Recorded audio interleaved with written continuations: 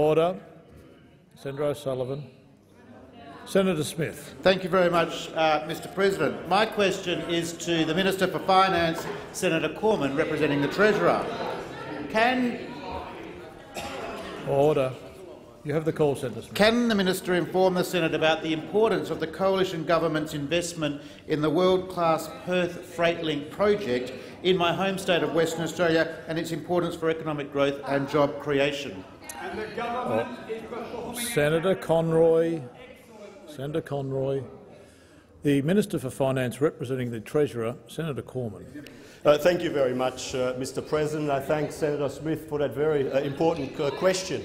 The Perth Freight Link project is a very important project not only for Western Australia but is a project of national significance which will help us drive stronger growth and stronger job creation by getting our products to market more efficiently, at a lower cost, more safely, and of course with less disruption to local communities along the transport routes to Fremantle Port. That's why the Australian government has committed nearly $1 billion as part of this $1.6 billion investment. It finally creates a long overdue world-class freight link between the strategic industrial areas of Perth and Fremantle Port. And I know it is enthusiastically supported by Senator Ludlam. I see him nodding.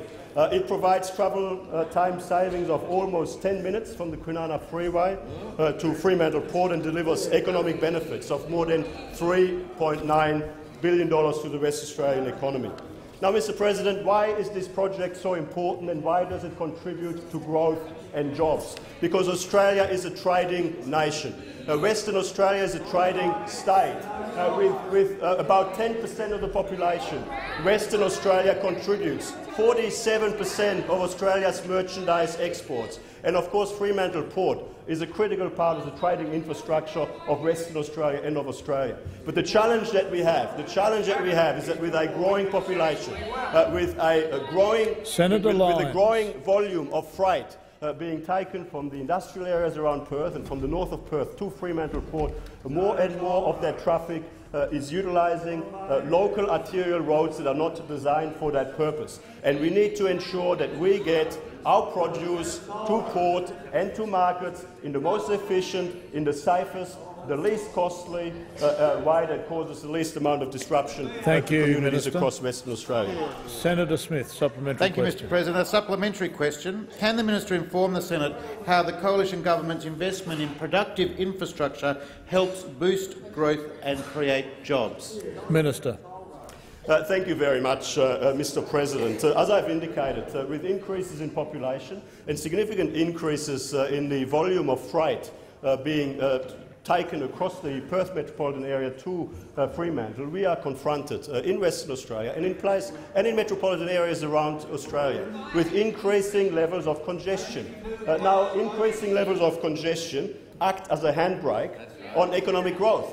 And that is why we need to make a significant investment in productivity-enhancing economic infrastructure as part of our plan for stronger growth and more jobs. That is why the Australian government is making a record investment of more than $50 billion in productivity-enhancing infrastructure across Australia, building the roads of the 21st century. Providing a more efficient freight route to the Fremantle Port has been talked about for decades, but nobody has delivered it. This government, working with the Barnett government, is delivering. Thank you, Minister. Order. On my left, Senator Smith. A final supplementary question, Mr President. Can the Minister inform the Senate whether there are any alternative policies that deliver much-needed infrastructure and jobs for our home state of Western Australia? Minister.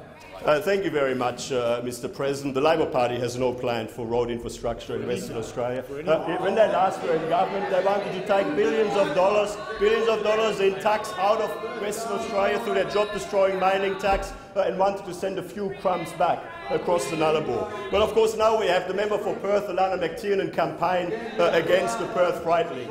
And Senator Smith and other senators from WA would well remember that 15 years ago she was campaigning against the Northbridge Tunnel in the Graham Farmer Freeway, only to rush to the front row and take her seat at the official opening. And that is, of course, a piece of infrastructure that now has hundreds of thousands of cars going through it every single day.